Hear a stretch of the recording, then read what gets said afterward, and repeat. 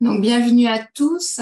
Merci de vous être inscrits à notre nouveau webinaire sur l'architecture innovante et la mixité des matériaux. Je pense que nous allons commencer pour pas tarder et laisser la parole aux intervenants dont je remercie d'être aujourd'hui parmi nous. Merci à vous. Merci à vous qui êtes connectés et avoir répondu favorablement à ce webinaire. Un webinaire atypique puisqu'on parle aujourd'hui d'architecture innovante et de mixité des matériaux sous un climat tropical. Effectivement, on va se retrouver à plus de 9000 km pour un chantier qui est en cours et dont vous allez avoir tous les détails avec les différents intervenants aujourd'hui. Et avant de faire ce beau voyage, je vais vous parler de façon plus terre à terre du béton prêt à l'emploi en France métropolitaine. C'est une production de 40 millions de mètres cubes en 2022. Nous sommes une filière dotée d'un outil composé de plus de 1850 sites de production afin de produire au plus près des chantiers. Employant plus de 15 000 salariés, dont 8 500 pour la production et 6 500 pour le transport, au travers de camions malaxeurs. Le SNBPE est la branche béton prêt à l'emploi de la fédération UNICEM des carrières et matériaux. Avec nos 200 adhérents, nous représentons 85% de l'activité globale de la production française de béton prêt à l'emploi. C'est une production s'inscrivant dans une démarche RSE et respectueuse de l'environnement. Donc, effectivement, aujourd'hui, un petit programme divisé en 3 parties. Nous avons l'intervention de Jean-Louis O'Haraud, merci à lui, qui va nous parler des performances environnementales et de cette architecture innovante de l'aérogare de l'île de la Réunion. Ensuite, nous aurons l'intervention de William Leroux qui nous parlera de la conception bioclimatique et les performances thermiques de cet ouvrage. Et nous terminerons par l'intervention de Thibaut Terrien et Nicolas Maretti sur la réalisation même et la mixité des matériaux employés sur cet ouvrage. Et nous conclurons par Mathieu qui nous fera une belle conclusion sur cet ouvrage à plus de 9000 km. Alors, je me présente, Jean-Louis O'Haraud, je suis directeur de projet à l'aéroport de La Réunion, donc en charge du bâtiment Nouvelle Aérogare Ouest. Je vais vous faire une petite présentation d'un point de vue maîtrise d'ouvrage en vous exposant les éléments suivants. Donc, on va revenir un petit peu sur le développement de l'aéroport qui est un enjeu pour le territoire réunionnais. Je vais vous parler de la politique environnementale et d'économie d'énergie qui a été engagée à l'aéroport depuis plusieurs années. Ça se traduit par la déclinaison d'un certain nombre de projets. Et ensuite, je vous parlerai bien sûr de la nouvelle aérogare Ouest et du volet sociétal qu'on peut avoir au travers de cette opération à l'aéroport de La Réunion. L'aéroport de La Réunion, c'est un acteur important dans l'économie réunionnaise. La zone aéroportuaire, ça représente 110 entreprises, 3200 emplois directs. La contribution de l'aéroport au PIB de La Réunion se fait à hauteur de 4%. Et la zone aéroportuaire, je dirais, soutient à peu près 18 000 emplois indirects. L'activité de l'aéroport en 2022, c'est 2 300 000 passagers accueillis, donc à fin 2022, là où le meilleur chiffre jamais réalisé à l'aéroport de La Réunion était en 2019, 2 500 000. Donc on est revenu quasiment à ce qui se fait de mieux en termes de passagers accueillis. Et sur 2022, on a aussi traité plus de 27 000 tonnes de marchandises, que ce soit à l'import ou à l'export. À La Réunion, à l'aéroport de La Réunion, on a une politique environnementale et d'économie d'énergie qui est vraiment importante. Ça fait vraiment partie des priorités de la plateforme. Donc le premier service environnement a été créé en juin 2012.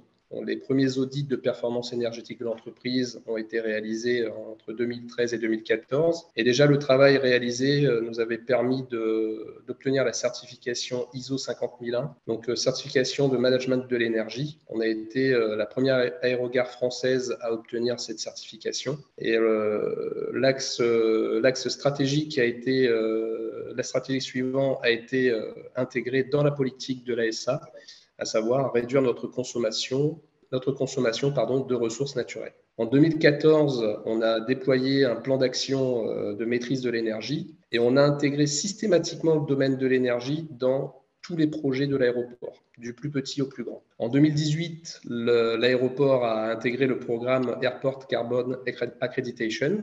Donc, on a eu le niveau 2 de cette certification en janvier 2019. En août 2020, le service environnement a été transformé en direction environnement et énergie, directement rattaché à la gouvernance de l'aéroport. Donc, c'est dire l'importance que ce volet-là a pour nous à l'aéroport de La Réunion. Et enfin, sur le premier trimestre 2021, les travaux effectués et les efforts consentis ont permis la certification Airport Carbon Accreditation de niveau 3. Et on est le premier aéroport en Outre-mer à avoir obtenu cette certification. L'idée étant d'aller bien sûr vers la neutralité carbone de l'ASA le plus tôt possible. Donc aujourd'hui, c'est imaginé à l'horizon 2040. Peut-être que ça pourra se faire avant en fonction des projets qu'on pourra mettre en œuvre. Donc cette politique d'économie d'énergie et de réduction de nos émissions se décline au travers de plusieurs projets. Dans les projets structurants, on retrouve bien sûr la nouvelle aérogare Ouest bioclimatique, c'est un projet qui s'étale de 2019 à 2024 pour la première phase. On a eu aussi des projets de modernisation du fret entre 2021 et 2024, donc ce sont des choses qui sont encore en cours. On a eu la réalisation des chantiers parcs et accès de 2018 à 2022 avec une végétalisation plus importante des parkings, mais aussi et surtout la création d'énergie renouvelable au travers de projets solaires photovoltaïques en autoconsommation. Donc, trois grandes phases sur ces projets de production solaire. Donc, la phase 1, c'est la toiture de l'aérogare existante qui a été réalisée en 2019.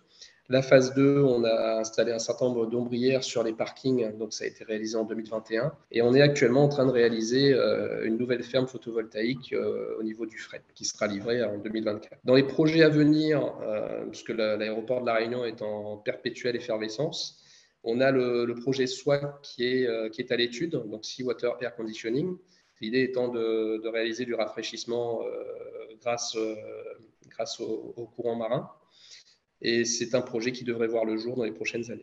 En termes de maîtrise de l'énergie, on a un vrai plan d'action de maîtrise de l'énergie qui est continu. Il y a eu toute une migration de la gestion technique centralisée de manière à voir quelles étaient nos consommations en temps réel et pouvoir agir en cas de problème. Et ensuite, on a toute une politique de réhabilitation des équipements qui a été menée afin de réduire une fois encore de maîtriser au mieux, je dirais, les dépenses d'énergie. Cette politique d'économie d'énergie s'accompagne aussi de toute une politique mobilité. Il faut savoir que au niveau de la plateforme, on a l'acquisition et le développement d'une flotte de véhicules électriques. Alors ça se passe à la fois en interne au niveau des équipes de l'aéroport, mais aussi et surtout au niveau de l'ensemble des assistants qui occupent la plateforme. Par exemple, les équipements type push qui servent à pousser les avions, à déplacer les avions, aujourd'hui sont de plus en plus électriques. Et donc, ça nous amène à structurer la plateforme et à créer tout un système d'infrastructure de recharge de véhicules électriques. Au-delà de ça, on a donc toute une politique de mobilité sur la plateforme avec des pistes cyclables qui ont été aménagées et on réfléchit à un mode doux de déplacement autre que le véhicule, sachant que pour aller du fret à l'aérogare existante ou à la nouvelle aérogare bioclimatique, il peut y avoir très facilement quelques kilomètres à faire. Toute cette politique d'économie d'énergie et de consommation, d'un mode de consommation peut-être un peu plus vertueux, nous a amené à réfléchir à la conception de la nouvelle aérogare Ouest. Ce nouveau bâtiment, conformément à nos objectifs environnementaux, ce bâtiment sera ventilé naturellement afin de limiter les consommations d'énergie. On a fait le choix d'une mixité de matériaux qui permettra de satisfaire cette ambition tout en limitant le bilan carbone. Et il faut savoir que la nouvelle aérogare Ouest sera le premier bâtiment aéroportuaire bioclimatique de cette dimension dans le monde, en milieu tropical et soumis au cyclone. On aurait pu imaginer mettre en place un bâtiment type hangar et ne pas trop se poser de questions, mais le parti pris de l'aéroport a été vraiment de rentrer dans cette politique d'économie d'énergie tout en créant une nouvelle expérience client. D'ailleurs, les 3 raisons qui nous ont amenés à la construction de cette nouvelle aérogare, ce sont l'augmentation du trafic passager. Donc, je vous parlais de 2 500 000 passagers accueillis en 2019. Donc ça, c'était le maximum jamais accueilli à l'aéroport de La Réunion. Les prévisions nous font envisager l'accueil de 3 millions de passagers à l'horizon 2030. La deuxième raison, c'est une mise aux normes standard 3 du système de tri-bagages. Donc une mise aux normes, ça c'est une obligation réglementaire qu'on doit satisfaire au 1er mars 2024. Et la troisième raison, donc l'amélioration de l'expérience passager pour les nouveaux arrivants à l'île de La Réunion.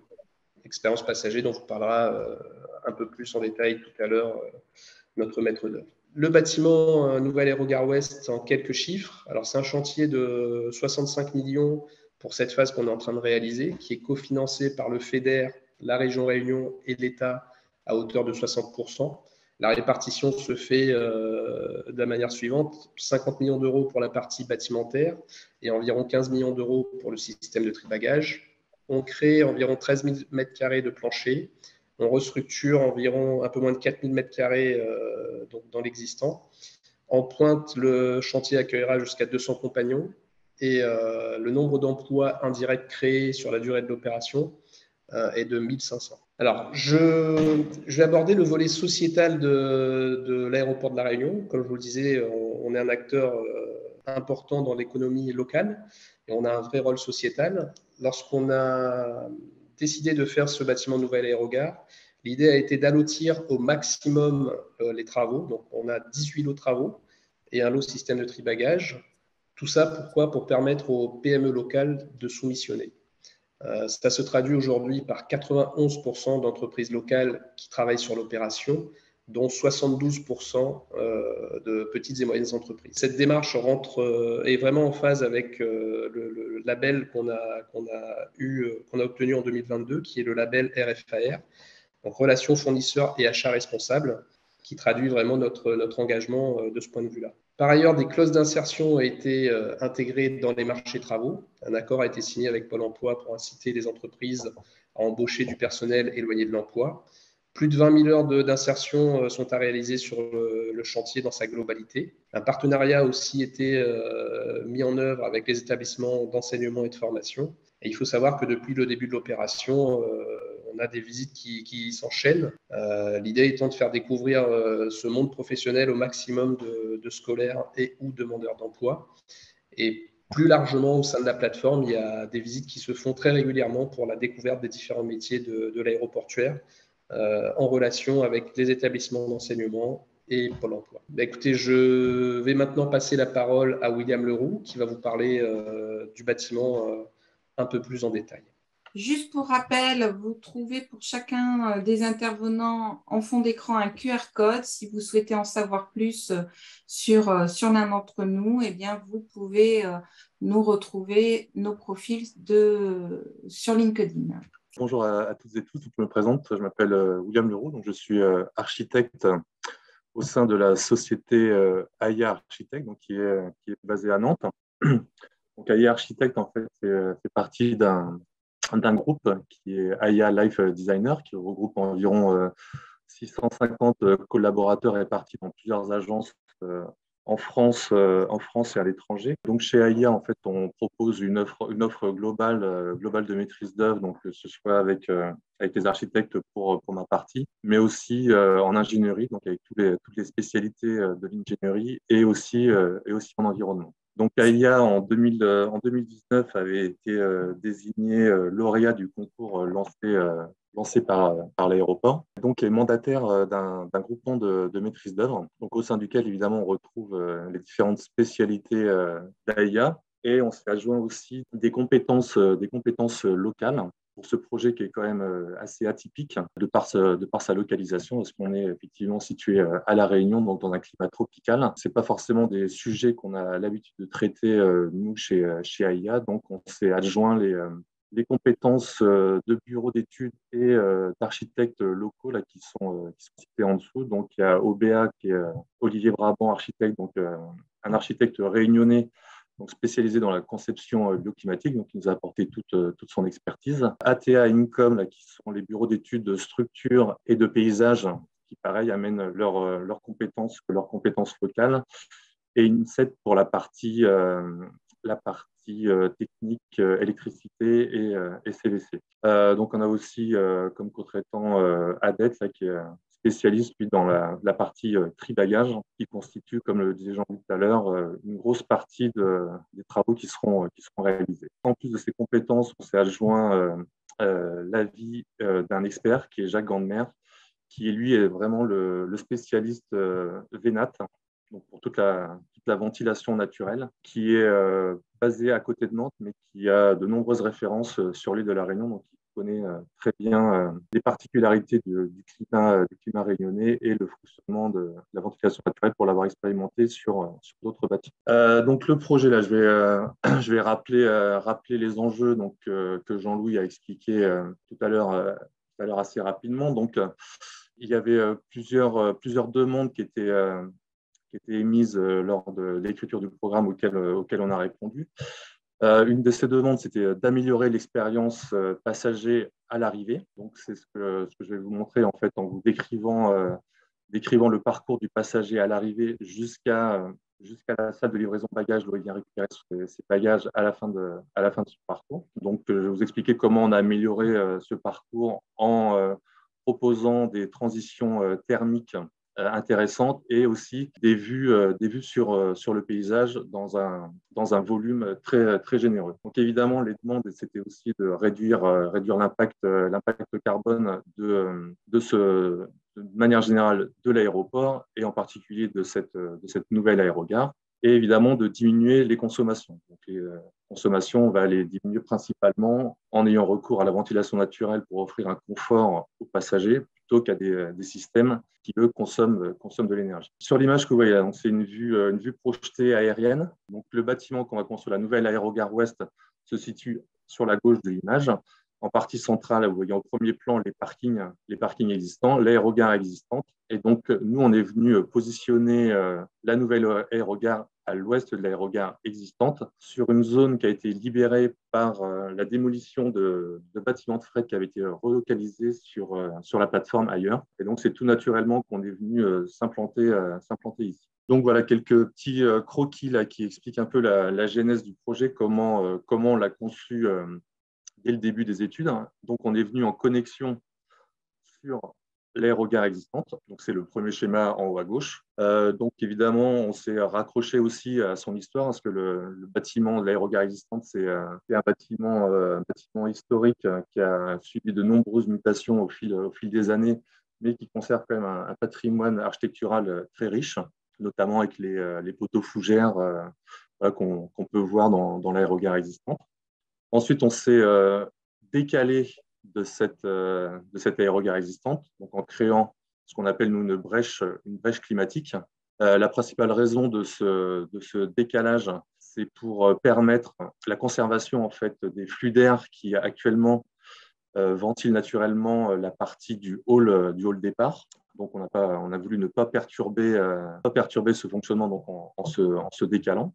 Donc, ce qui fait que les connexions en fait, entre l'existant et la nouvelle aérogare vont se faire par des systèmes de passerelles donc sur plusieurs niveaux. Ensuite, on a du volume de cette nouvelle aérogare. On l'a évidé en partie centrale pour créer ce qu'on appelle un canyon. Donc, je vais vous expliquer après le fonctionnement aérolique, mais c'est un des éléments principaux en fait, qui participent au bon fonctionnement de la ventilation naturelle de cette nouvelle aérogare. Ensuite, le dessin de la toiture a été dicté en fait par le fonctionnement de la ventilation naturelle, donc avec ces formes courbes qui permettent du coup de faire accélérer le vent.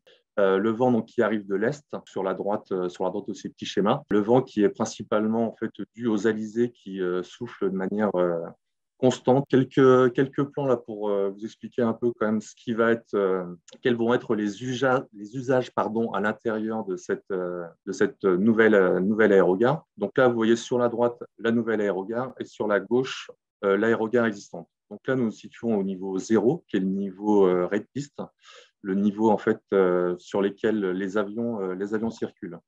Donc, c'est à ce niveau-là que se trouve tout le système de tri-bagages qui, comme Jean-Louis l'a expliqué, nécessitait une refonte complète afin de répondre aux nouvelles normes de sûreté. Donc, il y a toute la partie départ qui se trouve dans la partie gauche du plan, donc dans l'aérogare existante. En partie centrale, le grand carré rouge, c'est là où vont être implantés les nouveaux systèmes de détection des explosifs qui répondent aux nouvelles normes. Et après, par une connexion en passerelle, on arrive dans la nouvelle aérogare, où là, il y a deux zones distinctes. La première zone qui est la zone des bagages pour le départ. Donc, c'est à partir de là que les petits chariots vont aller charger les bagages dans les avions. Et la deuxième zone, celle qui est en haut du plan, sur la façade sud, c'est là en fait où les bagages, depuis le déchargement des avions, vont être positionnés pour être réceptionnés à l'étage du dessus. Je vais vous montrer juste après. Donc là, nous situons au niveau 1, donc qui est le niveau d'accès principal de l'aérogare, donc qui est plein pied avec les parkings et le parvis. Donc là, on va faire une petite zone de réhabilitation dans l'aérogare existante. Là, ce sont les zones 1, 4, 5 qui concernent donc pour les zones 1, en tout cas, la zone de contrôle à l'arrivée de la police aux frontières. Donc, c'est là où les passagers montrent patte blanche en termes de papier pour vérifier qu'ils sont bien autorisés à pénétrer sur le territoire. On a d'autres petites zones, donc la 4 et la 5, pour la 4 qui est une zone restructurée pour la zone d'inspection filtrage du personnel, et la 5 qui est liée plus qui propose une zone d'attente pour les personnes qui viennent chercher des passagers à leur arrivée et qui ont besoin d'attendre à l'abri. Donc ça, c'est pour la partie restructurée dans l'aérogare existante. Et ce qui va nous intéresser plus particulièrement aujourd'hui, donc c'est la partie de droite, les zones 2 et 3, donc qui est pour la zone 2, donc c'est la salle de livraison bagages. Donc c'est là en fait où les passagers, une fois qu'ils auront passé toutes les formalités administratives, vont pouvoir récupérer leurs bagages avant de sortir, tout en ayant quand même passé le filtre de la douane, donc qui est la zone 3. Et la zone 3, donc c'est la zone en fait où il y a tous les bureaux liés à la douane, tous leurs bureaux administratifs et la zone de contrôle de la douane. Il y a aussi une part belle qui est laissée au paysage. Là, c'est toute la zone que vous voyez en vert, donc extérieure à l'aérogare. Donc, il y a une zone qui va être aménagée avec des plantations, donc toute une zone paysagère qu'on appelle le jardin des remparts, qui reprend la déclivité du terrain et qui est aussi une zone paysagère. On intervient un petit peu au niveau 2 dans l'aérogare existante, donc au niveau des circuits passagers, pour pouvoir gérer les flux passagers suivant la provenance de leur vol. Et dans la nouvelle aérogare, on va aménager un espace extérieur et intérieur. Donc, pour la partie extérieure, on fera un espace de déambulation qui offrira des vues sur les pistes et sur les parkings avions, donc pour voir les avions atterrir et décoller, et une partie intérieure qui sera exploitée par un commerce ce qu'on appelle le sky bar. Mais pour l'instant, l'affectation de cet espace n'est pas encore définie. Donc, c'est un espace qui donne sur les terrasses que je viens de décrire et qui est en mezzanine, en fait, au-dessus de la salle de livraison de bagages. Donc, comme vous le disiez tout à l'heure, donc on se situe à La Réunion. Donc, La Réunion, elle a quand même des particularités, notamment de par son climat. Là, on est dans un climat tropical. Donc, la première chose que nous avons faite, nous, c'est de s'intéresser à ce climat qui présente ses particularités pour le prendre en compte dans notre conception. Évidemment, on s'est intéressé au soleil qui est très, très, très, très présent à La Réunion et qui chauffe beaucoup, et au vent. Donc, le soleil, on a plutôt essayé de s'en protéger. Je vous montrerai comment juste après. Et le vent, on a plutôt essayé de l'utiliser et d'en tirer parti. Donc, quand je parle du vent qui souffle régulièrement sous la forme d'alizé. Donc, comme vous voyez sur la rosace à gauche, donc il est très régulier à la fois dans son orientation et dans son intensité. Mais par contre, La Réunion aussi a d'autres particularités plus ponctuelles. Donc, quand on est en hiver austral, l'île est traversée par des épisodes cycloniques. Et ces épisodes cycloniques sont évidemment à prendre en compte dans la conception pour qu'on puisse s'en protéger. Enfin, déjà, dans un premier temps, que le bâtiment résiste à ces épisodes et qu'on puisse s'en protéger. Donc, les épisodes cycloniques, ce sont des vents violents accompagnés de accompagné de fortes pluies. Pour intégrer ces éléments du climat, lors des études, nous avons fait des simulations thermiques là, donc pour voir en fait quels étaient les apports naturels liés au soleil. Donc là, en l'occurrence, sous un climat tropical, on ne cherche pas trop à les utiliser pour se chauffer comme on pourrait le faire en métropole par exemple, et on va plutôt chercher à les limiter pour s'en protéger et ne pas subir de surchauffe à l'intérieur du bâtiment. Donc la première réponse apportée en fait à cette agression solaire, donc ça va être de s'en protéger. Donc évidemment, pour les incidences hautes du soleil, on a imaginé des larges débords de toiture, donc qui vont protéger les apports solaires directs. Évidemment, le soleil n'est pas tout le temps à la même hauteur, donc pour compléter cette protection solaire, on va rajouter des éléments verticaux sur les façades, donc comme vous voyez sur l'image simulée au milieu. Donc à la fois des protections verticales et en oblique, qui vont compléter cette protection solaire. Et après, on a quand même du rayonnement indirect du soleil, donc qui vont venir frapper les façades. Donc, on a étudié donc plusieurs possibilités pour limiter les apports dus à ces rayonnements solaires. Donc, avec plusieurs hypothèses là, qui sont montrées là. Après, à partir de ces calculs, donc des calculs qui sont issus de simulations numériques. Notre choix, en fait, a été aussi dicté par le contexte local. Faut savoir qu'à La Réunion, en fait, il y a très peu de double vitrage. Le double vitrage qui aurait pu être une solution simple et efficace, comme on aurait pu le faire sous d'autres latitudes et à d'autres endroits, n'a pas pu être retenu. Donc, on s'est orienté vers une solution à simple vitrage à contrôle solaire, qui couplé en fait au système de protection solaire, à la fois le débord de la toiture et les protections sur les façades, permettent de contrôler en fait tous ces apports extérieurs.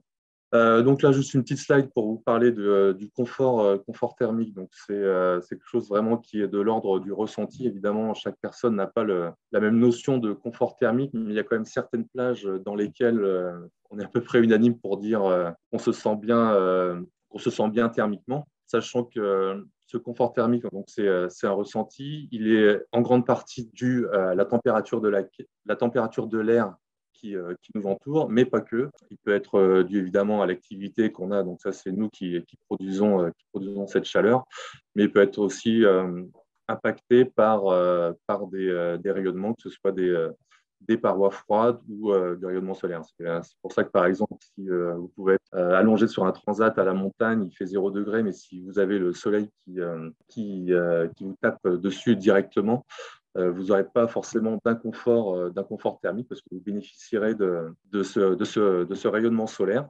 Et à contrario, vous pouvez être sur la plage et sortir de l'eau et avec un petit vent qui soit frais ou moins frais, vous sentirez quand même un petit inconfort thermique. L'évaporation de l'eau sur votre peau créera un rafraîchissement.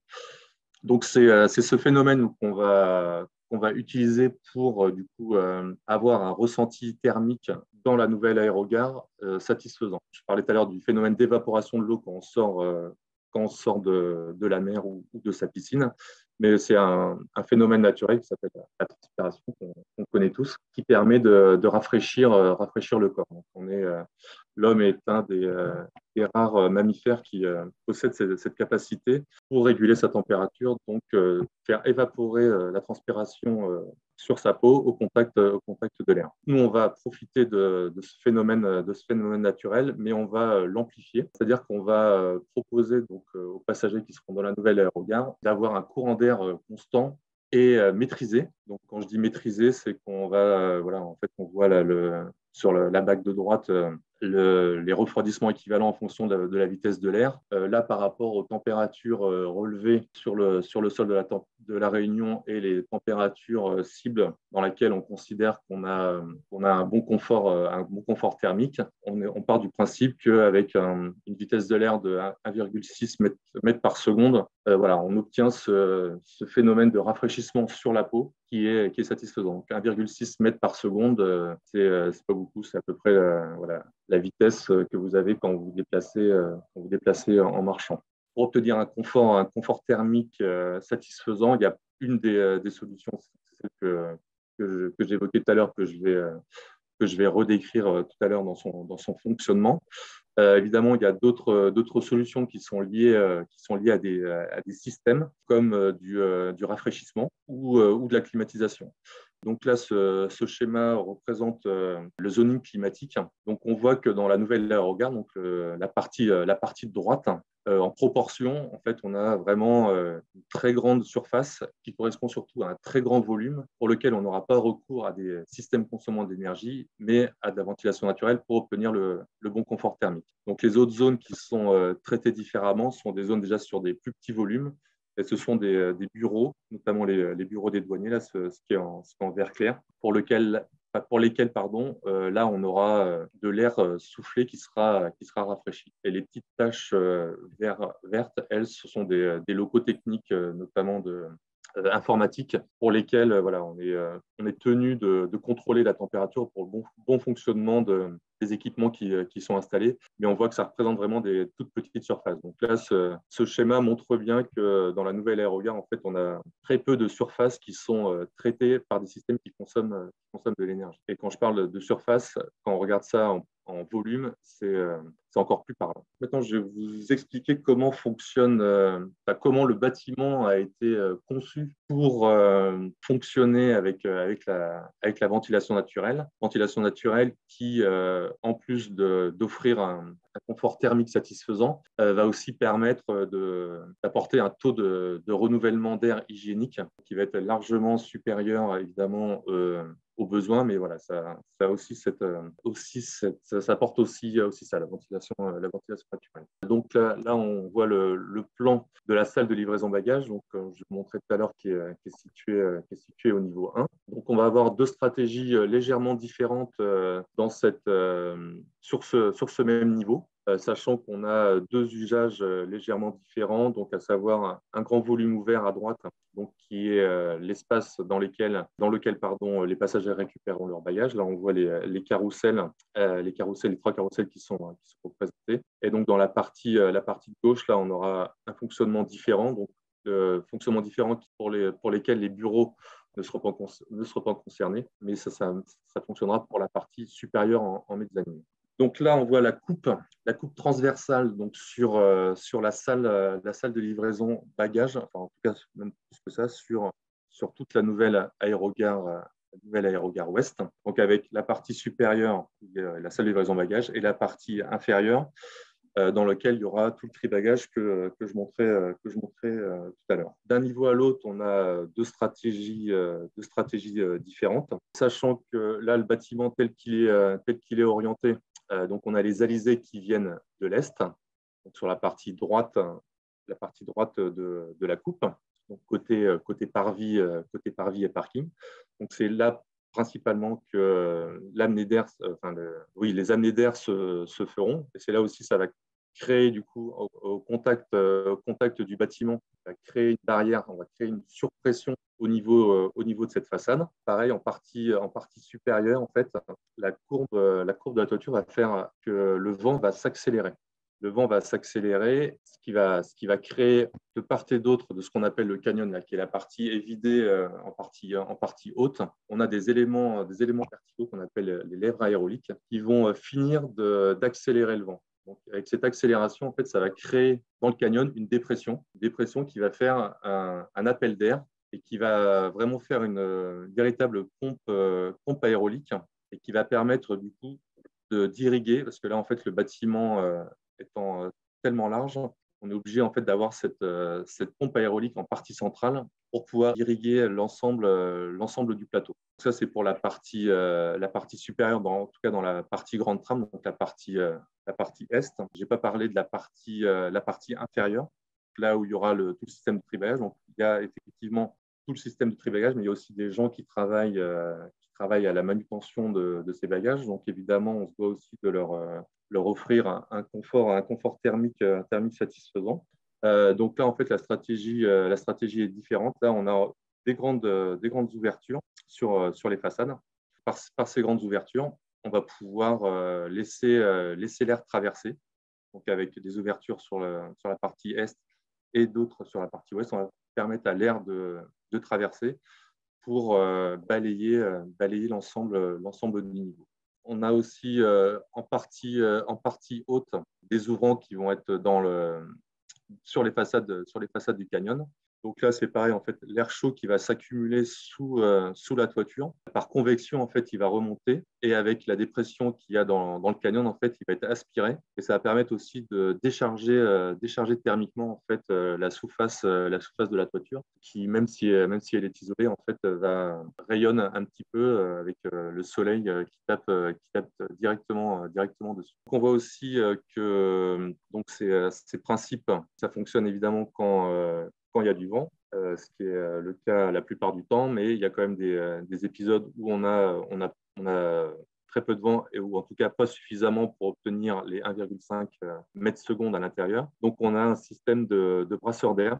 Ce sont les éléments que vous voyez, donc des très grands brasseurs d'air qui peuvent être activés pour aussi créer un courant d'air et proposer ce petit courant d'air qui vient rafraîchir la peau et donner cette impression de confort thermique. Donc ça, c'était pour la partie sud de la nouvelle aérogare, donc qui constitue la principale surface de ce niveau. Ensuite, pour la partie nord, là, on a en fait une stratégie, donc c'est le même principe.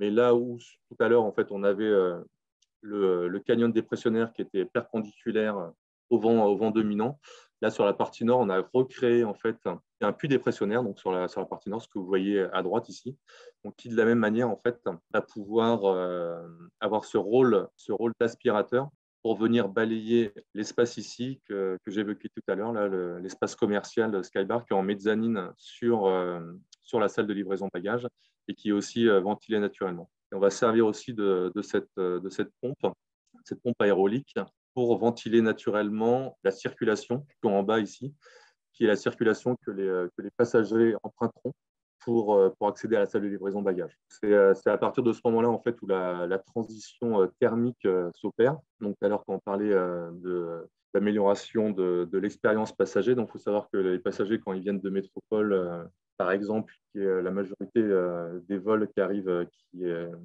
à La Réunion, qu'ils ont voyagé pendant 11 heures dans un avion climatisé. Donc, ils vont d'abord rentrer dans l'aérogare existante pour toute la partie parcours formalité administrative de la police aux frontières, donc dans un espace qui lui aussi est climatisé. Et à partir d'ici, là, ils vont commencer progressivement à être dans un espace qui va être plus tempéré, donc avec une température qui sera juste réduite par rapport à la température extérieure, mais qui sera quand même inférieure à la température qu'ils rencontreront quand ils sortiront de l'aérogare. Et là, ils seront soumis à ce choc thermique qu'on a tous quand on atterrit à La Réunion. Donc voilà, donc ça, j'évoquais les principes qui avaient été imaginés au moment de la conception, donc des premières esquisses, donc qui étaient à l'époque des principes théoriques. Mais voilà, on est vraiment dans le cadre d'un bâtiment expérimental. Donc, on ne peut pas s'appuyer sur des abacs ou des choses équivalentes qui ont pu déjà être faites au moins à cette échelle-là. Dès le début des études, en fait, on a expérimenté donc, à partir de maquettes à échelle réduite pour déjà vérifier le bon fonctionnement aérolique. Donc, ce que je montrais tout à l'heure avec les petites flèches, c'est bien gentil, mais il fallait quand même vérifier que ça marche dans la réalité. Pour ce faire, on a on a construit un modèle réduit à l'échelle 1/200 de la nouvelle aérogare. Et on allait faire des essais à la soufflerie Jules Verne, donc, qui est un bâtiment du CSTB qui permet de faire ces essais en soufflerie. Donc, c'est tout simplement une veine dans laquelle, en fait, au bout de laquelle il y a un très gros ventilateur qui permet de recréer des conditions de vent réel. Et donc, on vient placer notre modèle réduit dans cette veine. On peut régler, évidemment, positionner la maquette en différentes orientations pour pouvoir valider différentes orientations de vent. Donc, on peut faire varier à la fois la vitesse du vent et l'orientation du vent. Et voilà, à l'aide de fumigènes, en fait, on peut voir le trajet du vent et donc vérifier si ce qu'on avait imaginé sur le dessin se vérifie dans la réalité. Donc, ça nous permet déjà de vérifier les parcours et ça nous permet aussi de dimensionner.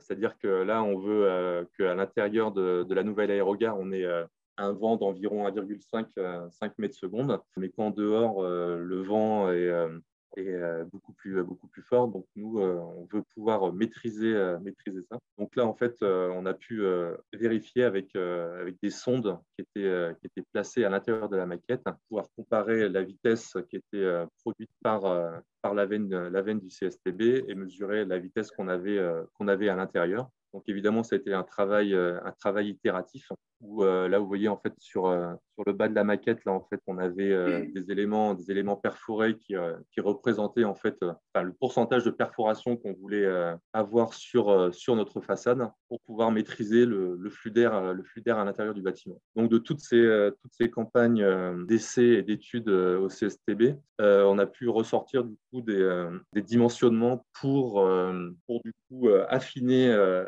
donc, à la fois le dessin, donc la dimension de la lèvre aérolique que vous voyez en partie haut du canyon, différentes courbures de la toiture et aussi le pourcentage de porosité de chaque façade, sachant que pour chacune des façades, on a des porosités différentes parce qu'elles ne sont pas soumises au même vent. Donc, que ce soit la partie haute en rouge ici ou la partie basse en grise. Voilà, tout ça a été dimensionné, affiné grâce à ces essais. Donc là, voilà, on voit juste les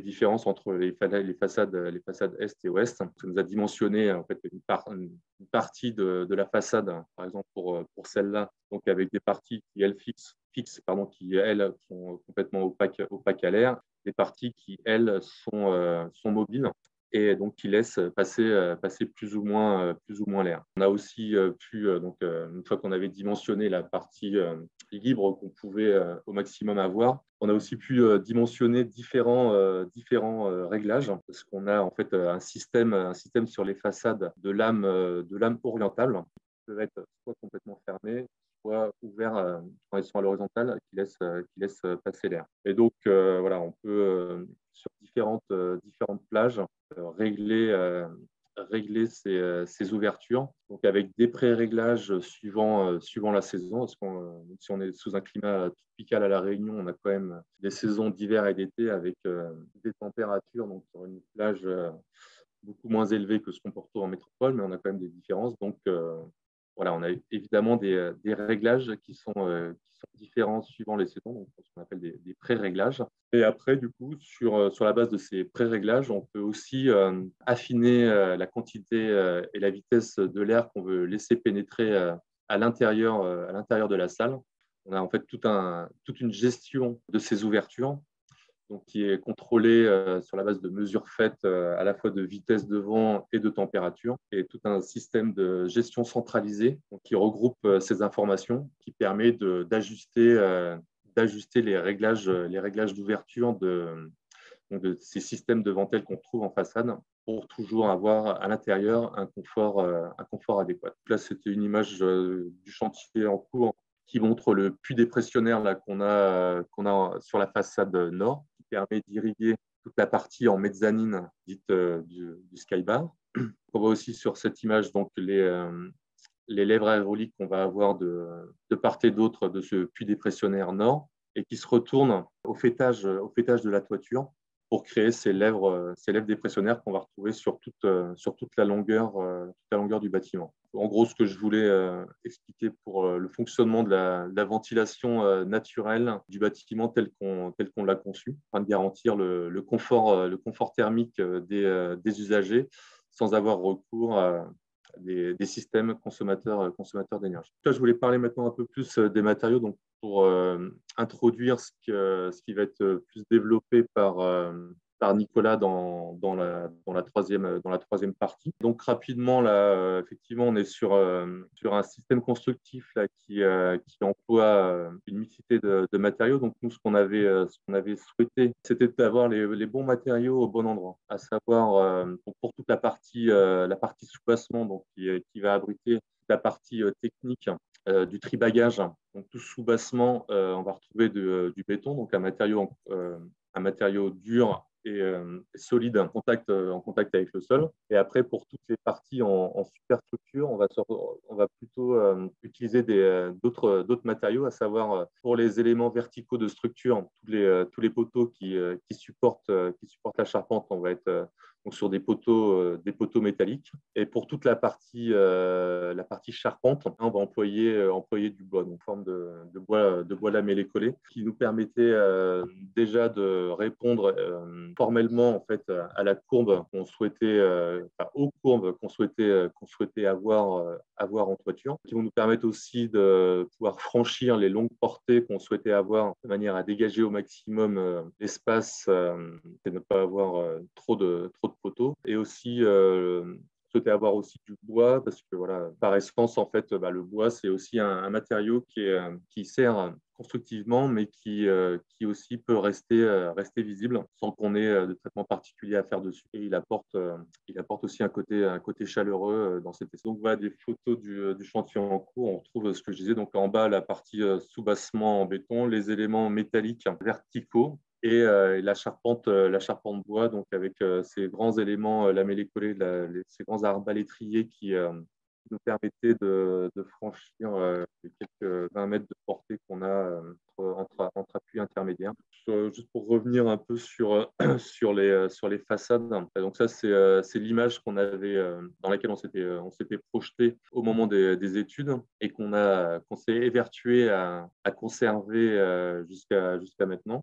Donc voilà, c'est le résultat de nombreuses mises au point avec les entreprises pour réussir à conserver cette image. Donc là, c'est voilà, une image de ce qui est actuellement construit. Donc ça, même si depuis ça a avancé, on voit qu'on a réussi à conserver l'image telle qu'on l'avait imaginé au début. Donc avec ces toitures courbes, cette grande toiture qui déborde largement donc de chaque côté, donc sur les façades est et ouest, et aussi sur la façade sud. Donc là, on est frontalement avec la façade sud. Voilà donc une petite coupe détaillée. Alors, je pense que Nicolas parlerait peut-être un peu plus de tous les éléments constructifs de l'ensemble, mais bon, là on voit la mixité des matériaux, donc à savoir le bois pour la charpente, enfin le bois et le métal pardon pour la charpente, et après les éléments vitrés qu'on retrouve en façade. Donc là plus particulièrement dans la partie du canyon. Ce canyon donc a évidemment un rôle de pompe aérolique pour le bon fonctionnement de la ventilation naturelle du bâtiment, mais qui va aussi servir mais qui va être aussi aménagé avec des plantes, voilà, pour aussi depuis l'intérieur de la salle avoir des vues sur des espaces végétaux en partie. Donc voilà le canyon tel qu'il est réalisé actuellement. Là, la salle de livraison de bagages. Donc ça, c'est à la fin du parcours du passager. Donc c'est là qu'il vient récupérer ses bagages avant de partir. Et donc là, c'est une vue projetée en fait de ce que le passager verra quand il rentrera dans cette salle. Donc là, on retrouve les éléments dont j'ai déjà parlé. Des éléments de charpente, de façade et de structure. Et on voit en fait ce qu'on a voulu proposer, donc en plus en plus du confort thermique de cette salle, on a aussi voulu offrir aux passagers des vues sur l'extérieur, des vues qui sont principalement orientées vers le sud et le paysage donc environnant et plus lointain, à savoir les montagnes qu'on voit en arrière-plan là derrière les vitrages de la façade sud. Ce qu'on souhaitait proposer aux passagers, donc c'est dès qu'ils rentrent dans cette salle, en fait, ils se retrouvent en contact direct, au moins visuellement, avec le paysage très marqué de la Réunion, s'il est un touriste qu'il est venu chercher. Donc là, on lui offre dès son arrivée de l'avion. Il est tout de suite plongé dans l'ambiance réunionnaise, donc avec à la fois ses vues sur le paysage, la végétation donc qu'on voit en partie haute dans le canyon, la végétation aussi qu'on va retrouver donc à l'intérieur de la salle avec plantes suspendues sous le canyon là, qui viennent aussi ramener la végétation qui est quand même assez présente à La Réunion, qu'on vient donc ramener à l'intérieur de la salle de livraison bagages. Ce que je vous montrais, c'était l'image projetée. Et là, c'est l'image du coup du bâtiment tel qu'il est en train d'être construit, donc qui suit en fait fidèlement ce qui avait été imaginé. Donc, on retrouve bien cette grande façade en fond de scène là, qui vient cadrer sur le paysage. Le canyon avec ces arceaux en bois là, qui occupent le volume. Et donc cette sous-face de toiture là sur laquelle en fait on a aussi travaillé avec du bois, donc pour à la fois marquer ces courbures de toiture et aussi apporter à la fois donc un confort visuel pour le côté chaleureux du bois, mais aussi un confort acoustique parce que ce plafond en latis de bois ajouré participe au confort acoustique de cette salle, qui est évidemment, de par son positionnement près des pistes et des postes avions soumises à de fortes nuisances sonores, qu'on atténue grâce au traitement en plafond. Ça, je trouve que, évidemment, les façades, pour permettre le bon fonctionnement de la ventilation naturelle, sont pour partie ouvertes. Donc, ne propose pas d'écran acoustique. Là, on se retrouve toujours à l'intérieur de la salle de livraison bagages. Donc à l'extérieur, donc la grande toiture en calzip. Voilà des vues de l'extérieur. Donc là, on voit sur les façades donc tous les systèmes de ventelle là, qui vont nous permettre de réguler les apports aéroliques à l'intérieur de la salle. Ça, je pense que Nicolas reparlera sûrement des assemblages voilà, de tout ce qu'on va trouver, donc depuis le soubassement en béton jusqu'à la charpente en bois avec les éléments métalliques qui relient l'ensemble, qui permettent d'avoir cette vision assez aérienne de cette toiture. Et voilà, c'était tout ce que voilà. Merci William pour cette intervention détaillée de cet ouvrage. J'ai une question qui concerne le bois. Savoir les lames en bois qui sont prévues dans cet ouvrage ont-elles les propriétés acoustiques voulues? Alors, les lames en bois, vous parlez des lames en plafond? Oui. Alors, en fait, les lames en bois en elles-mêmes, c'est pas tant elles qui participent à l'acoustique, c'est l'écart qu'il y a entre ces lames bois. C'est un latis donc avec des lames qui font de mémoire 8 cm de largeur, qui sont espacées de 12 cm. Et du coup, dans ces 12 cm, entre chaque lame, en fait, on a un filet. Et au-dessus de ce filet, en fait, on a un absorbant acoustique.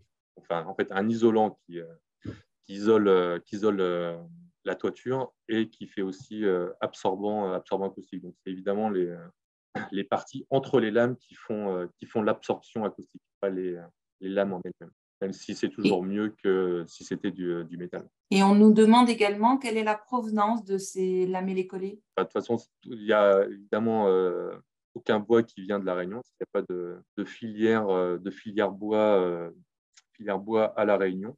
Déjà, il n'y a pas de bois de construction et donc aucune filière. Donc, tout a été importé de métropole, enfin préfabriqué et importé de métropole. Et le bois, il vient de forêts de l'Est de l'Europe. D'accord. Est-ce qu'une analyse du cycle de vie de ce matériau a été établie dans le projet? Oui, certainement. Alors moi, j'ai pas forcément toutes ces données-là en tête. Mais évidemment, enfin, comme un des objectifs principaux de l'aéroport, c'était de réduire son empreinte carbone. Évidemment, on a fait attention à tout ça et tout ça a été mesuré et pris en compte. Donc évidemment, en s'adaptant aux contraintes locales, enfin, il y a quand même beaucoup de choses qui ont été importées par bateau, mais tout ça a été pris en compte dans le bilan global de l'opération. Mais c'est évidemment, quand on construit à La Réunion, d'un point de vue bilan carbone, on est difficilement compétitif par rapport à d'autres projets pour lesquels on pourrait trouver des ressources locales de construction. Cédric, un des participants, nous demande quelle certification des produits bois. Est-ce qu'on est avec un bilan C? Alors ça, je ne saurais pas répondre techniquement là-dessus. Alors le bois, il vient bien de forêts biosourcées. Après, Arbonis pourra certainement répondre plus dans le détail. Par contre, pour revenir sur ce que disait William, effectivement, quand on construit à La Réunion, malheureusement, il n'y a pas assez de bois à La Réunion pour construire de tels bâtiments. Et il faut revenir aussi et surtout sur l'aspect lamellé-collé, parce que pour franchir les portées qu'on a sur ce bâtiment, on ne pourrait pas le faire avec du bois massif. Par contre, ce qui a été mis en œuvre au sein de l'aéroport et par les entreprises, c'est que la réalisation, autant l'acheminement, on n'avait pas vraiment le choix, autant la réalisation de toute cette mise en œuvre du bois, y compris une grosse partie de la transformation du bois en lui-même, ont été faits en local avec des entreprises locales et des équipes locales. Merci. On va tout de suite donner la parole à Thibaut et Nicolas, un binôme qui va nous parler de la réalisation et de la mixité des matériaux justement sur cet ouvrage. Bonjour à tous, donc Thibaut Terrien de chez Vinci Construction. Je m'occupe des approvisionnements en bois donc pour le groupe et également de la stratégie justement mixité des matériaux à laquelle on est en train de réfléchir depuis plusieurs mois au niveau du groupe. Donc ce sera une brève introduction pour vous partager les réflexions qui sont en cours chez nous, qui sera illustrée par ce beau projet et qui sera détaillée ensuite par Nicolas. On est parti, nous comme nos confrères, d'un constat très simple, et notamment grâce à la réglementation environnementale 2020, c'est que le secteur de la construction était l'un des plus émissifs en carbone. Et donc, on s'est posé cette question, comment décarboner ou réduire l'empreinte carbone de l'acte de construire? Et donc, on a différents chemins, on a différentes manières d'y arriver. Et l'une de ces manières, c'est les matériaux. C'est de travailler sur les matériaux, donc d'une part en se focalisant sur le carbone pour atteindre les seuils de la réglementation environnementale avec des matériaux peu carbonés, voire décarbonés, comme c'est le cas du bois, grâce notamment aux ACV dynamiques. Le bois, en grandissant, va stocker du carbone et rejeter de l'oxygène. Ce bois, une fois récolté et transformé, stocke du carbone dans le bâtiment. Je crois qu'on est aux alentours de 500 kg de carbone par mètre cube.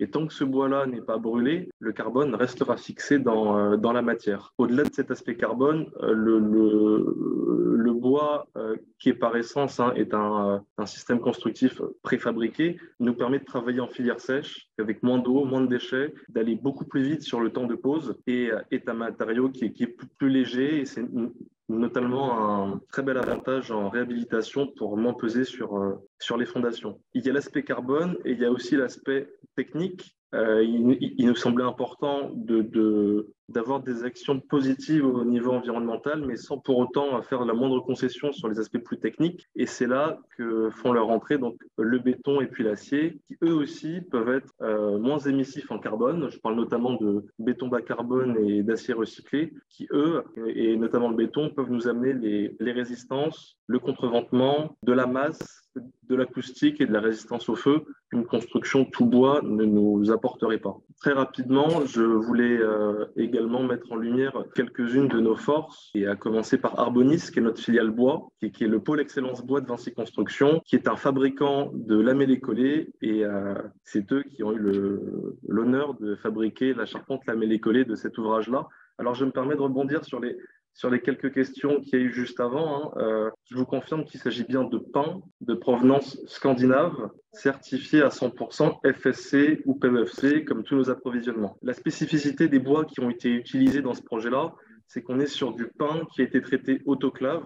Donc, on a utilisé des lamelles traitées classe 4, notamment pour respecter les exigences liées aux insectes et aux conditions climatiques à La Réunion. Et donc, cette filiale Arbonis est un concepteur et un constructeur bois. On réalise des travaux en France et on a également 2 usines de lamellés collés en France métropolitaine. Et tous nos approvisionnements proviennent exclusivement de France et de Scandinavie et sont certifiés PEFC ou FSC en totalité. Et la deuxième force interne dont je voulais parler, voilà, c'est Exegi, qui est notre marque de béton bas carbone, dont on est très fier également et qui n'a pas été mis en œuvre, je crois, sur ce projet-là. La mixité des matériaux est en réflexion chez nous. On a quand même beaucoup de retours d'expérience. On a plus d'une vingtaine de projets qu'on a réalisés au cours de ces 3 dernières années. Et quand on parle de mixité, on dissocie 2 choses. Un bâtiment mixte avec plusieurs procédés constructifs, poteau-poutre, lamellés collés, plancher béton, façade à ossature bois, poteau-poutre béton, plancher béton, façade à ossature bois, etc. Toutes les combinaisons sont réalisables. Donc on distingue ça des solutions techniques qui sont elles-mêmes mixtes, des planchers mixtes bois-béton par exemple, qu'on a réalisé dans le groupe, avec des solives en lamellés collés, fabriqué en propre, un fond de coffrage en panneaux de particules ou en panneaux USB et notre béton bas carbone dessus. On voulait simplement mettre l'accent sur ça. C'est une grande réflexion, mais c'est déjà à l'œuvre et on n'est pas les seuls sur le marché d'ailleurs. On a eu l'occasion de réaliser plusieurs projets comme nos confrères en neuf, en réhabilitation, en logement collectif, en bureau, en école, etc.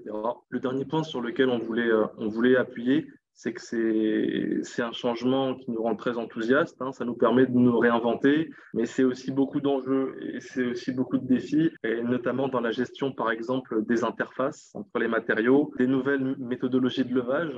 La plupart des matériaux dont on parle sont par essence préfabriqués. Comment est-ce qu'on lève tout ça en toute sécurité? Comment est-ce qu'on forme nos compagnons à la pose? Quelles sont les méthodes associées? Comment on forme les bureaux d'études sur le sujet? Voilà. Le sujet est en pleine réflexion chez nous pour transformer en profondeur l'entreprise et être à la hauteur des attentes du marché et de la réglementation. Parfait, merci Thibaut. Je laisse la parole à Nicolas et on reviendra peut-être vers vous pour quelques questions à la fin de ce chapitre. Je suis Nicolas Maretti, responsable du groupement d'entreprise qui a la charge de la réalisation de la structure, de la couverture, de l'étanchéité. Je fais partie de la société SBTP CGR Réunion, qui est une filiale du groupe Vinci Construction. Et on a répondu donc en groupement avec Cancé Réunion et pour toute la partie métal et Arbonis pour toute la partie bois. Je cite quelques acteurs qui ont participé au Clos Couvert, notamment ECIS pour toute la partie couverture avec la variante de couverture Calzi. Un des enjeux qui est apparu assez clairement pour nous au niveau de la réalisation, c'est que cette mixité de matériaux, en effet, elle est efficace d'un point de vue structure et réalisation, mais elle sous-entend des groupements d'entreprises qui sont justement vraiment ouverts et structurés.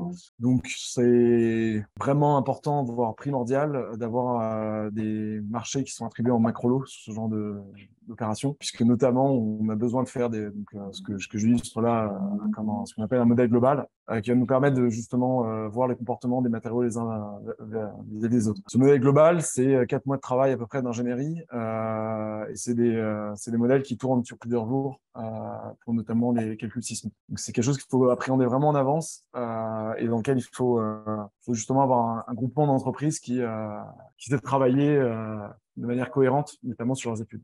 Comme ça a été illustré, en fait, on a une réelle mixité des matériaux sur ce bâtiment avec du béton, de l'acier, du bois et une couverture et des façades aluminium. Tout en fait un peu par strates. Donc, si on commence par la base, on a un socle béton. L'idée, c'est d'asseoir le bâtiment.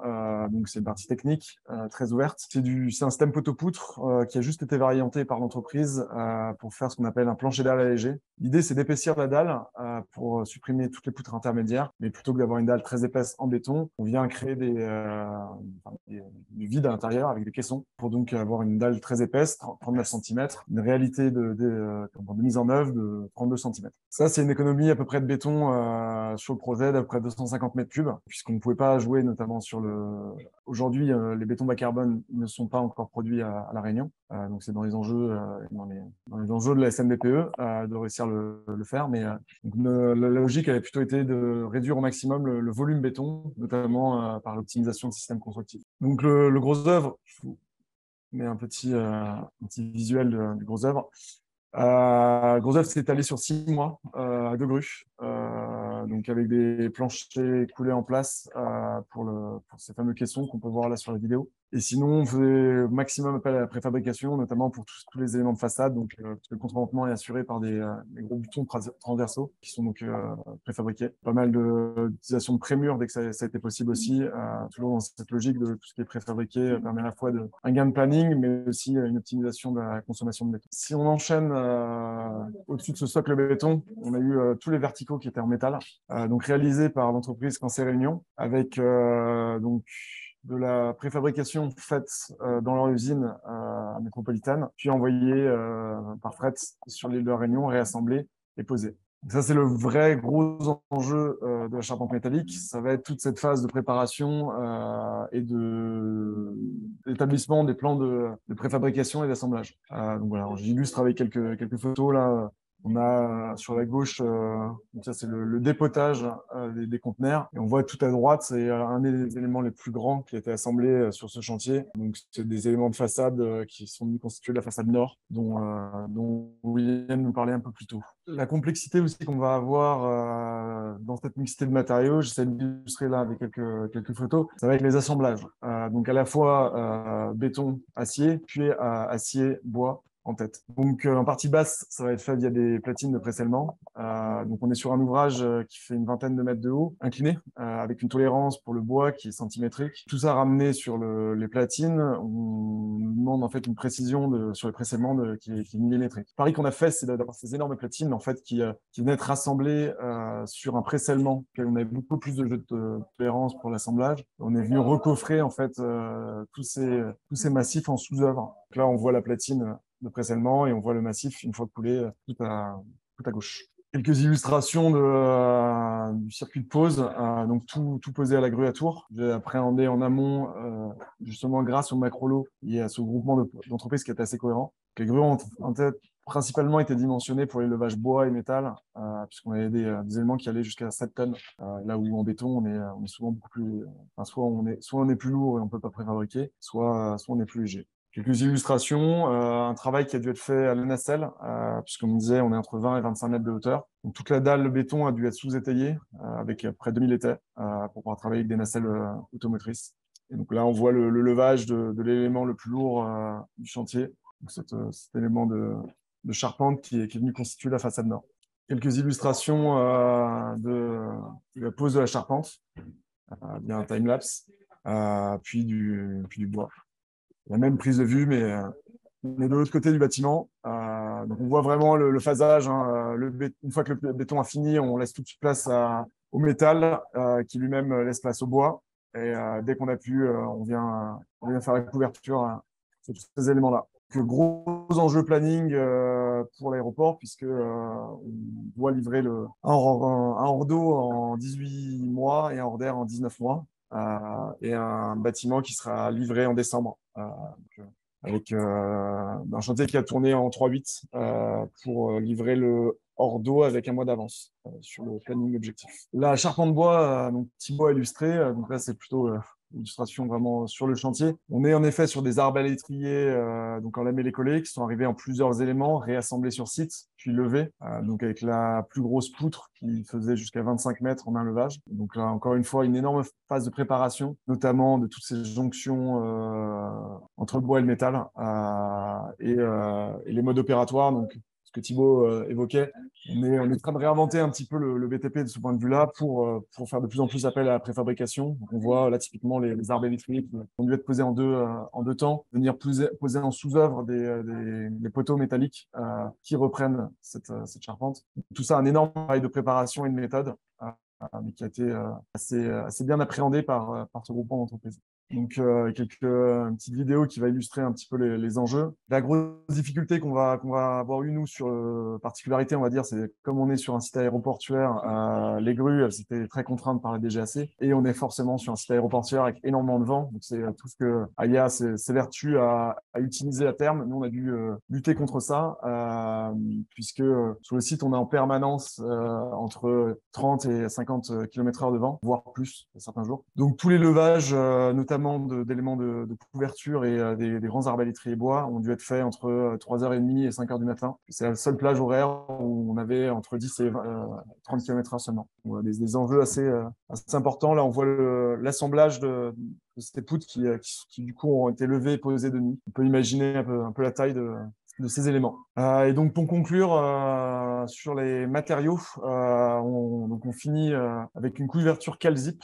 C'est une couverture aluminium avec un procédé breveté. C'est une couverture à joint de bout, qui était comme ce qui était prévu initialement par les architectes en zinc, qui avait été demandé en variante obligatoire avec des éléments coverib, mais qui ne sont pas avérés possibles à La Réunion au vu des dimensions géométriques du bâtiment. Donc, on a fait réécrire l'avis technique du procédé CalZip exprès pour ce projet-là.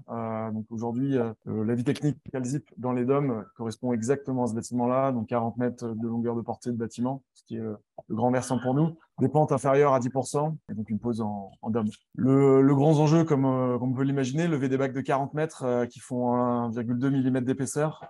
C'est vraiment des feuilles de cigarettes qui déforment. Donc, on a fait fabriquer un palonnier qu'on a développé avec CalZip et avec le sous-traitant ECIS, palonnier de 36 mètres pour lever les bacs de 40 mètres. Tous ces levages-là se faisaient très, très tôt le matin pour comme je le disais, contrer les problématiques de vent. Et donc, on voit les différentes étapes de la couverture. D'abord, on amène les bacs. Donc, c'est le bac du grand versant, 40 mètres. Puis après, on vient les poser. Et ensuite, on a tous les ouvrages annexes à la couverture. Donc, la lèvre dépressionnaire, qui elle est en tôle 1000P, et les pieds de façade qui eux sont en habillage zinc. Tout ça, c'est fait par une entreprise locale de 10 employés, dont 8 sont des compagnons du devoir. Pour ce chantier, ils ont dû s'associer, puisque l'enjeu du planning, comme je l'avais dit, est très fort. Donc, ils ont dû s'associer avec d'autres entreprises pour monter à 22 couvreurs au pic, avec un procédé CalZip qui n'avait jamais été mis en œuvre sur de la couverture inclinée concave-convexe à La Réunion. Gros enjeux très bien appréhendés par cette entreprise qui a montré tout son savoir-faire et à quel point le savoir-faire local réunionnais est quand même, il y a des réelles compétences et on sait relever à peu près tous les défis. Sur les façades, elles ont été exécutées par Cancé Réunion. Donc, on est sur de la façade aluminium, donc de blocs de façade. On retrouve à nouveau tout ce travail au nacelle. Donc, j'ai enfin pu enlever les 2000 étais à partir de la semaine dernière, puisque le hors d'air a été livré, donc les nacelles ont pu être sorties du bâtiment. On va retrouver tout ce jeu de ventelles qui va permettre ce que William évoquait sur le contrôle du flux d'air, apporter ce confort thermique via des façades très ouvertes. On a vraiment un visuel sur notre environnement. J'arrive au bout de ce que je peux vous présenter. N'hésitez pas s'il y a des questions. Je ne suis pas forcément rentré dans le détail des chiffres ou quoi, mais c'est des chiffres qui souhaitent être connus. N'hésitez pas. L'idée étant de plutôt avoir une vision globale. Merci Nicolas pour cette présentation encore plus en détail de cet ouvrage. À cet instant, j'ai deux questions en fait par rapport au fait de, si j'ai bien compris et bien entendu, de ne pas avoir utilisé de béton bas carbone dans l'ensemble de cet ouvrage, pardon. Aujourd'hui, on n'a pas de solution BPE en béton bas carbone sur La Réunion. C'est un des enjeux des années à venir, et notamment donc, de notre partenaire sur cette opération Terralta, qui justement dans le courant de l'année prochaine, mettre en œuvre des formulations bas carbone.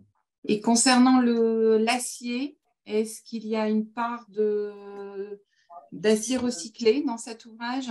Oui, à la fois dans les aciers les fers à béton et à la fois dans la charpente métallique. Tous les éléments ne peuvent pas être en recyclé, mais là où ça a été possible, on a en effet poussé cette solution-là.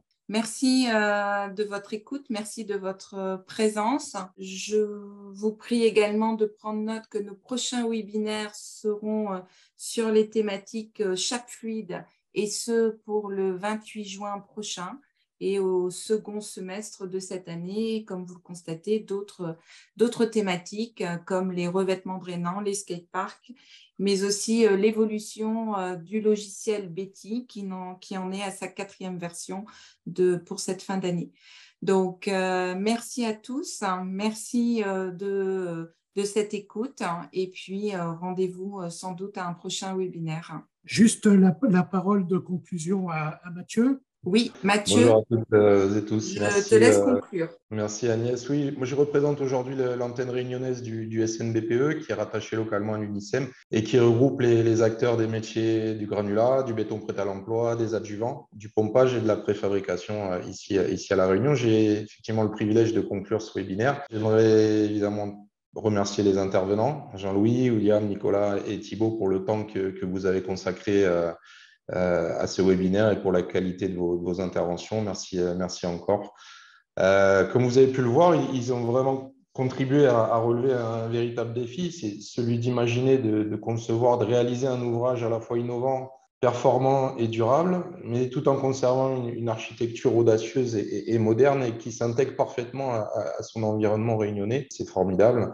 Ils ont su vraiment tirer parti aussi des qualités, des spécificités de chacun des matériaux qui ont été utilisés et à les associer judicieusement en quantité nécessaire et suffisante pour atteindre les performances attendues. William disait tout à l'heure, à juste titre, le bon matériau au bon endroit et au bon moment. Donc, c'est très bien. Nul doute que, évidemment, cette réalisation, en tout cas, on l'espère, puisque ça sera une fierté pour les Réunionnaises et les Réunionnais, puisse inspirer d'autres bâtiments de ce type dans les années à venir. Voilà. Bon, pour ceux qui ne connaissent pas encore La Réunion, ou pour ceux qui la connaissent, on a tous hâte, évidemment, de pouvoir fouler le sol de cette nouvelle aérogare dès l'année prochaine. Voilà, je remercie également toutes les personnes qui se sont connectées aujourd'hui. Merci à vous. J'espère que ça vous a plu et que ça vous donnera envie d'assister prochainement à d'autres webinaires. Comme l'a dit Agnès à l'instant, un joli programme en perspective. Voilà. Je remercie également celles et ceux qui n'ont pas pu se libérer, mais qui prendront le temps de regarder le replay, je l'espère, et replay qui sera disponible dans les prochains jours. Voilà. Je profite quand même de cette conclusion pour vous dire 2 mots sur l'actualité syndicale de l'UNICEM La Réunion. Cette année, nous avons travaillé avec nos adhérents sur différentes problématiques. Au niveau du granulat, notamment sur l'accès à la ressource minérale. Hein. Nous sommes sur une île qui est constituée principalement de volcans.